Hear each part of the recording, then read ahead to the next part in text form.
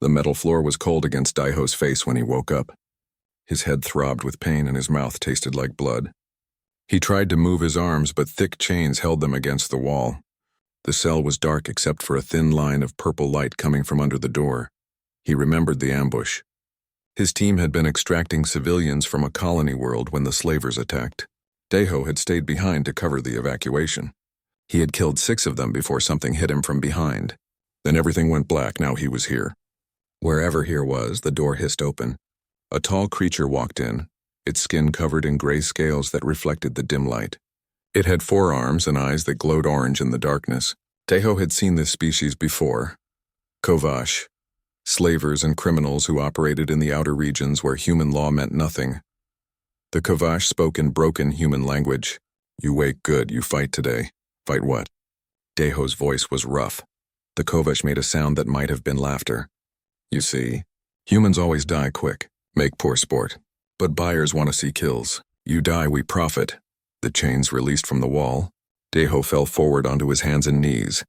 2 more Kovash guards grabbed him and dragged him down a long corridor. Other cells lined the walls filled with creatures from species he recognized and many he did not. They all looked terrified. They threw him into a large room with 5 other prisoners. The room had stone walls on 3 sides and 1 wall made of thick glass. Behind the glass, Daiho could see rows of seats filled with aliens of various species. They were watching, waiting. One of the other prisoners, a thin creature with green skin and too many fingers, spoke in Galactic Common. First time in arena? Daiho nodded. They release Predator. We run, we die. Sometimes fast, sometimes slow. The creature's voice shook. I saw 17 hunts before my turn came. A loud horn blasted through hidden speakers. The other prisoners backed away from the far wall. A massive gate began to rise with a grinding mechanical sound. Daiho's military training kicked in. He scanned the arena quickly. The floor was uneven with rocks and debris scattered around. One section of wall had cracks running through it. The ceiling was 30 feet high with support beams visible. There were places to hide, places to use as weapons, places to make a stand. Something moved in the darkness beyond the gate. It came into the light slowly, and Daiho felt his breath catch. The creature stood 8 feet tall on 4 powerful legs. Its body was covered in black armor plates that looked like volcanic glass. 6 eyes, arranged in 2 rows of 3, reflected the arena lights like burning coals. Its mouth had rows of teeth designed to tear through anything. The other prisoners screamed and scattered. 3 ran to the left, 2 to the right. They were running on pure panic with no plan, no thought. Daiho did not run. The creature, which the Kovash called a thornback ravager, locked all 6 eyes on him. It made a deep rumbling sound that Daiho felt in his chest. Then it charged. Daiho ran, but not away. He ran toward the cracked wall section he had spotted. The ravager was fast, covering ground with terrifying speed. Daiho could hear its claws scraping against stone, could feel the vibrations of its weight hitting the ground. At the last possible second, Daiho threw himself to the side. The ravager could not stop. It slammed into the weakened wall with the force of a vehicle. The impact shook the entire arena. Cracks spread across the wall like lightning. Chunks of stone fell from above. The creature staggered, shaking its massive head. One of its eyes had closed, blood dripping from a cut in its armor plating. Daiho grabbed a piece of broken stone with a sharp edge. It was not much, but it was something. When the ravager turned back to him, he saw something in those 6 eyes. Not just hunting instinct, something more. Recognition, maybe. Or surprise. The hunt continued. The ravager killed the other prisoners one by one. Daiho heard their screams but could not help them. He was too busy staying alive. He used everything. The terrain, the debris, even the bodies of the fallen to create obstacles between himself and those terrible claws. 18 minutes passed. Then 20. The crowd behind the glass began making loud noises. They had not expected this. Prey did not last this long. The ravager caught Daiho's leg with 1 claw, tearing through his pants and cutting flesh. Daiho fell hard, rolling behind a large rock. The creature circled around, moving slower now. It was tired too. When it charged again, Daiho waited until the last moment and struck with his sharp stone. He aimed for the sensory nodes he had noticed behind the creature's head, the places where nerves connected to its brain. The stone hit true. The ravager roared in pain and backed away. 25 minutes. The horn sounded again. The hunt was over. Guards rushed into the arena with electric prods and nets. They drove the Ravager back through the gate. Deho collapsed onto the ground, breathing hard. His leg bled badly, and his entire body felt like one giant bruise. Above in the observation deck, a Kovash in elaborate robes stood up. Overseer Thalnix looked down at the human who had survived. This should not have happened. Prey did not survive. That was not how the arena worked, but the crowd had loved it. They wanted more. Thalnix spoke to another Kovash beside him. Prepare the creature again. Full conditioning. I want it focused on one target only. The human? Yes, this time we use the complex. Give the human some hope, some space to run. Then let the Ravager loose. Make it personal. Our clients will pay extra to see a real hunt. In the medical bay, they cleaned Deho's wounds and gave him basic treatment. Nothing more than they would give to any product they planned to use again. A female Kovash handler explained the new hunt scheduled for tomorrow. Deho listened but said nothing. He was thinking about the Ravager's eyes, about how it had hesitated for just a moment when he struck back, about how it had learned during the fight, adapted to his tactics. The Kovash thought they were training a predator to kill prey, but Deho knew something they did not. On Earth, humans had been prey once long ago. Then they became hunters. They learned that the best way to survive was not to be the strongest or the fastest. It was to never stop adapting. Never stop learning. Never stop fighting. The Ravager would hunt him tomorrow. But Deho would not make it easy. And maybe, just maybe, he would teach the creature something the Kovash never could, that some prey bite back. The hunting complex was enormous. Deho stood at the entrance and stared at what would be his prison for the next hunt. The Kovash had built multiple environments inside one massive structure. To his left, he could see artificial trees that looked like a forest. Straight ahead were the remains of fake buildings made to look like ruins. To his right, darkness suggested caves or tunnels underground. They had given him 12 hours before releasing the Ravager. 12 hours to prepare with nothing but basic supplies. A water container, some dried food, a thermal blanket. No weapons. Not even a knife. A door opened behind him. Another prisoner was pushed through, stumbling and falling to her knees. She was human. That surprised Deho. He had thought he was the only one. Get up, Deho said, helping her stand. She looked at him with wide eyes. You're the one from yesterday. The one who survived the arena. For now. Deho studied her. She was small, wearing torn clothing that might have been a research uniform once. What's your name? Mirai. I was studying microorganisms on an uninhabited world when they took me. You, Deho. Former military. Former. They don't pay soldiers who get captured. He started walking toward the ruins. Come on. We need to find good positions before it starts. Mirai followed him, struggling to keep up. They told me I have my own hunt tomorrow. They said the creatures always win. That no one escapes. They're probably right. Deho stopped and looked back at her. But I'm going to try anyway. They spent the next hours exploring. The complex was designed to give prey some hope while making sure the predator had all the advantages. The forest had no real places to hide. The ruins had too many open spaces. The caves were a maze with dead ends. Deho found some useful things. Loose pipes that could be weapons. Chemicals stored in maintenance areas that had strong smells. Narrow passages where something as large as the Ravager would have trouble moving. Tell me about the creature, he said to Mirai as they worked. You're a scientist. What do you know about predators? Mirai thought for a moment. Most apex predators hunt by instinct. They respond to movement, to fear. Some are ambush hunters. Others chase until the prey gets tired. What about learning? Can they adapt? The smart ones can. Why? Because yesterday it learned from me. Every time I used a tactic, it adjusted. By the end, it was predicting my moves. Deho mixed chemicals from 2 different containers, creating something that smelled terrible. If it can learn, maybe it can understand. Understand what? That I'm not just prey. The hours passed too quickly. A warning sound echoed through the complex. 30 minutes until release. Deho sent Mirai back to the entrance where guards would collect her. She did not want to go. You helped me prepare for tomorrow, she said. Maybe I could help you now. You already did. Now go, survive your hunt. Remember what I showed you. After she left, Deho climbed to a high point in the ruins and waited. He could see most of the complex from here. When the Ravager entered, he would have a few seconds to see which direction it went. The horn sounded. The hunt began. The Ravager came through the main entrance slowly. It was different from yesterday. Its movements were more focused. All six eyes scanned the environment with purpose. The Kovash had conditioned it, probably flooded its system with commands and chemical reinforcement. This was not just a hunt anymore. This was personal. The creature's head lifted, and Deho knew it had caught his scent.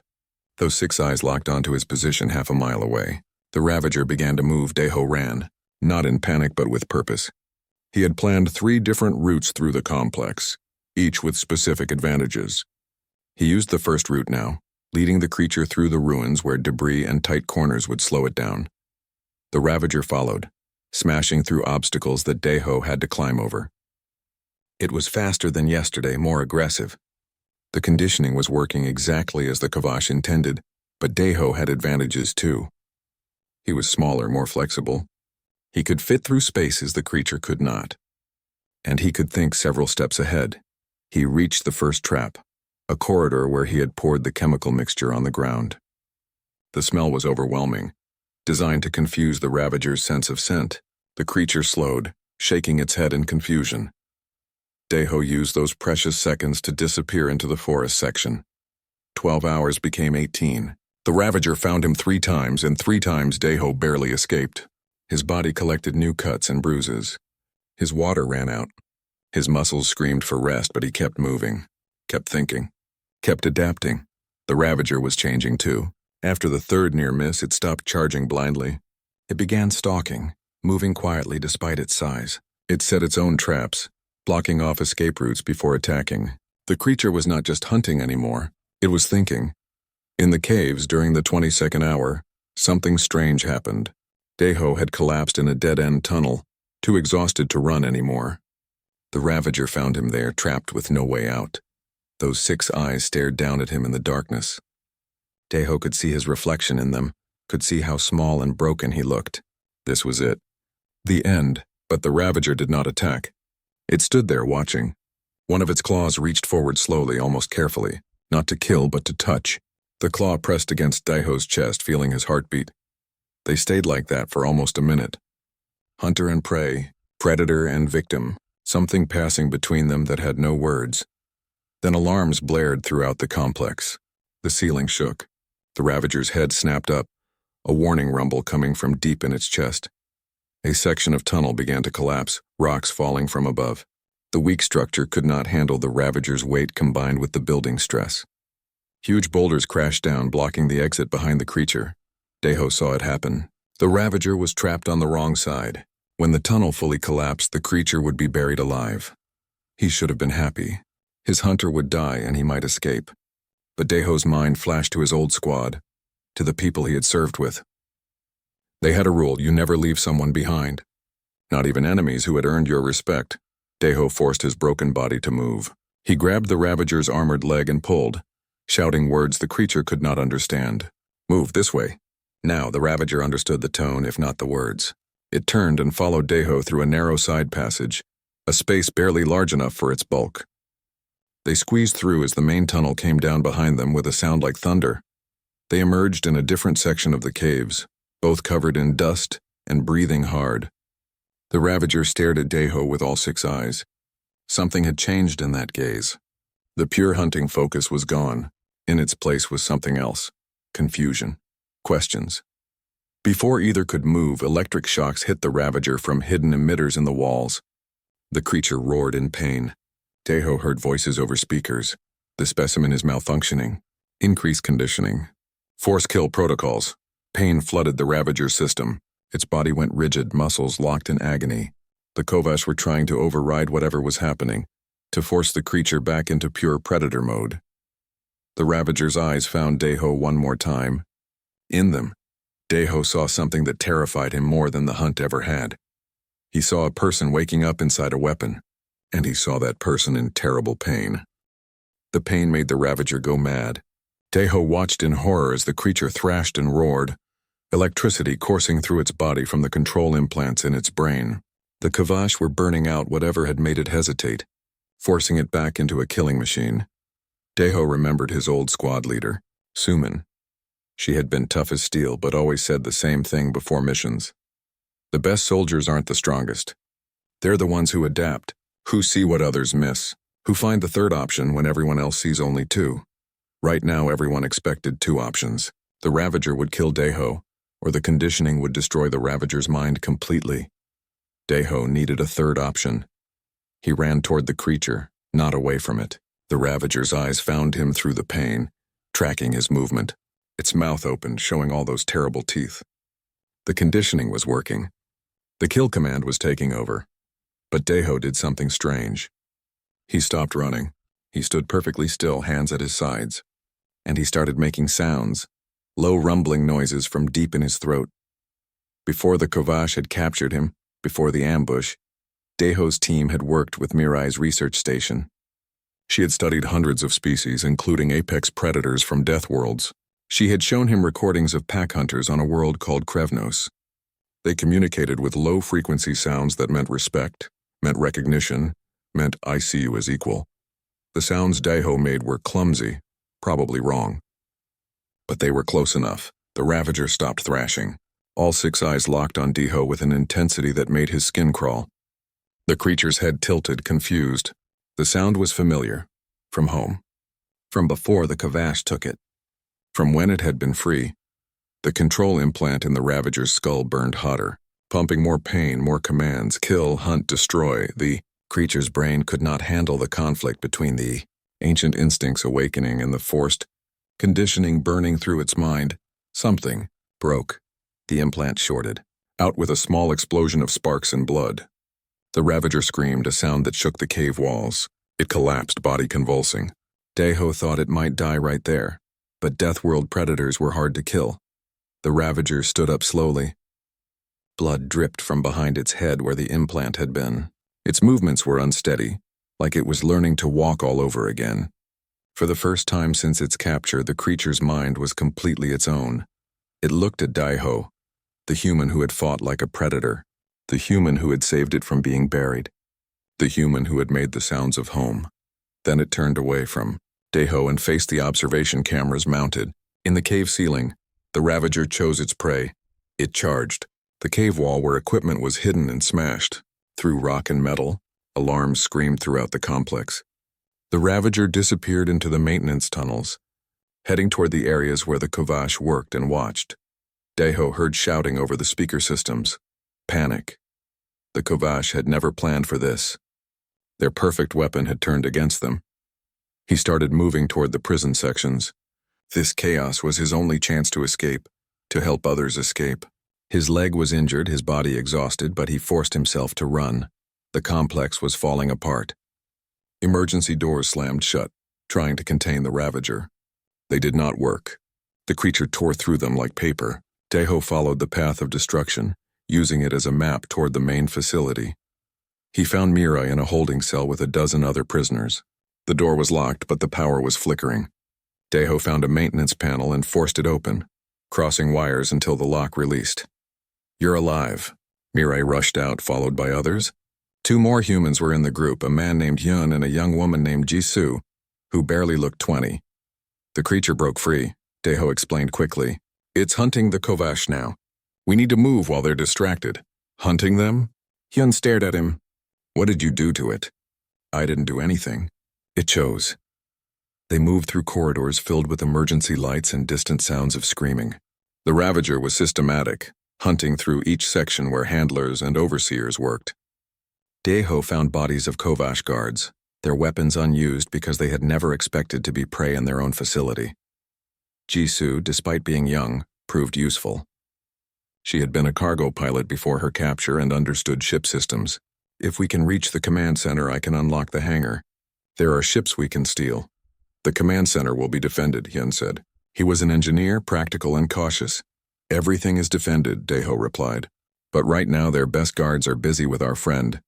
They freed more prisoners as they moved, building a small army of desperate people who had nothing left to lose. The group grew to 40, then 50. Species Deho did not recognize walked beside humans and others, united by one goal: escape. They reached a junction point where they had to choose between two corridors. One led toward the hangar through safe, empty passages. The other led through the section where the Ravager was hunting. We go safe, one of the aliens said. Avoid the creature. Deho shook his head. The command center is through there, and the Ravager isn't hunting us. How can you know that? Mirai asked quietly. Because it had chances to kill me and it didn't. Because it understands who the real enemy is. He led them into the danger zone. The signs of the Ravagers passing were everywhere. Destroyed equipment, shattered doors, and bodies. All Kavash, all guards or handlers. Then they saw it. The Ravager stood over the body of a Kavash in handler uniform, the one who had conditioned it, who had caused it so much pain. The creature's armor was scorched and dented from weapons fire, its blood mixed with Kavash blood on the floor. The freed prisoners froze. Some started backing away. 50 people faced a creature that could kill them all easily. Deho walked forward alone. Mirai tried to grab his arm, but he pulled away gently and approached the Ravager. The creature watched him come. Its 6 eyes were different now. Not empty. Not controlled. Not even wild. They were aware, alert, intelligent. Deho stopped 10 feet away. He made the rumbling sound again, the one from Krevnos that meant respect. The Ravager made a sound back, different but somehow similar in meaning. Then it stepped aside, clearing the path to the corridor beyond. Deho turned to the others. It's letting us pass. They moved through slowly, carefully, giving the Ravager space. Some of the braver ones even nodded to the creature as they passed. The Ravager watched them all but made no aggressive moves. When Jisoo passed, she paused. Thank you, she said quietly. The Ravager tilted its head as if trying to understand the words. They were almost through when alarms blared louder. New sounds echoed through the complex. Heavy footsteps. Lots of them. Elite guards, Hyun said, his face pale. I heard them talking about these. They keep them for emergencies.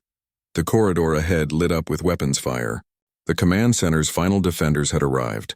A squad of 20 Kovash in heavy armor, carrying weapons designed to kill large predators. The freed prisoners had nothing. No weapons, no armor, no training. They were trapped between the guards ahead and the Ravager behind.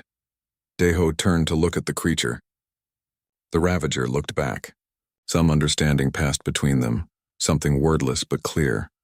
The Ravager moved forward, placing itself between the prisoners and the guards. Then Deho stepped up beside it, picking up a piece of broken metal from the floor as a weapon. What are you doing? Mirai shouted. Someone has to hold them off while Hyun opens the command center. Deho replied calmly. Get to those doors. I'll buy you time. The Ravager made a rumbling sound. Agreement. Or maybe it was saying the same thing Deho had decided.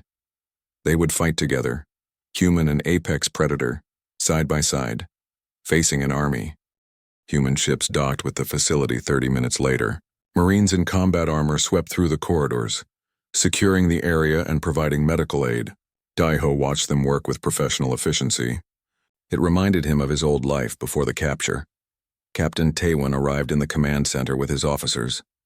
He was older, with gray in his hair and the kind of calm that came from seeing everything twice. His eyes swept the room, taking in the scene. Freed prisoners from a dozen species, bodies of guards, and in the center a human sitting next to a massive alien predator, both covered in blood and burns. You're the one who sent the distress signal, Taewon said to Deho. It was not a question. That was Hyun. I just bought him time. We intercepted Kovash communications. They were planning to destroy this entire facility, kill everyone inside to hide the evidence. Taewon looked at the Ravager. That creature is classified as a weapon. We need to secure it. No. The word came out harder than Deho intended. It fought beside us. Saved our lives. You're not putting it in a cage, and it's an apex predator. Trained to kill, it was trained to kill. Now it chooses for itself. A medic named Yuna approached, her kit ready. She was young but moved with confidence. Sir, they both need immediate treatment. We can discuss classifications after they're not bleeding out. Taewon nodded. Treat them. But keep guards on that creature. The Ravager growled when armed Marines approached. Not aggressive, but warning. Deho put a hand on the creature's armored leg. It's okay. They're here to help. The Ravager looked at him with those 6 eyes. Trust. That was what passed between them. The creature allowed Yuna and other medics to approach. Over the next hour, they stabilized everyone who could be saved. The freed prisoners were moved to human ships where proper medical bays could handle their injuries. Hyun had broken ribs but was already working with human engineers to document everything in the Kovash systems. Jisoo was helping coordinate the rescue operations, her pilot training making her useful. Mirai was cataloging species and injuries, making sure no one was left behind. The Kovash facility was placed under human military control. Counselor Vexthor and other high-ranking Kovash were arrested. The evidence was overwhelming. Thousands of prisoners from hundreds of species, records of illegal hunts, financial transactions proving the scope of the operation. It would become one of the biggest trials in galactic history. But right now, Daeho was focused on something else. Captain Taewon had brought up the classification issue again, this time with his senior officers present. The creature is too dangerous to transport in normal conditions, one officer argued. We should sedate it and keep it contained until we reach a proper facility. No sedation, Daeho said firmly. And no containment. I invoke the Soldiers' Compact. The room went quiet. Taewon raised an eyebrow. That's an old tradition. Barely used anymore, but still valid. Any being who fights beside you, who saves your life, who chooses loyalty over instinct, has earned the right to stand as an equal. The compact says soldiers recognize other soldiers regardless of species. The compact was written for sentient species. That thing is an animal. Watch the security footage. All of it. Then tell me it's just an animal. Taewon did watch. He spent 3 hours reviewing everything the facility's cameras had recorded. The arena fight, the hunt, the moment when the Ravager could have killed Daeho but chose not to. The cave collapse, the creature breaking its own conditioning, the battle where human and predator fought as a team. When he finished, Taewon was quiet for a long time. Then he made a command decision. Provisional status. The Ravager is classified as a sapient combatant, not a weapon. It stays with Daeho under his responsibility. But if it shows any signs of reverting to pure predator behavior, this decision will be reversed immediately. Understood, Daeho said. And Daeho, you're being reinstated to active duty with full honors. Your service record will show you never broke. I don't want active duty. I want to help the creature adjust. Taewon smiled slightly. Who said those were different things? 3 months passed. The Kovash Empire collapsed under the weight of galactic sanctions. The hunting arenas were destroyed. Thousands of captives were freed and returned home. New laws were written to prevent anything like this from happening again. The story spread across the galaxy.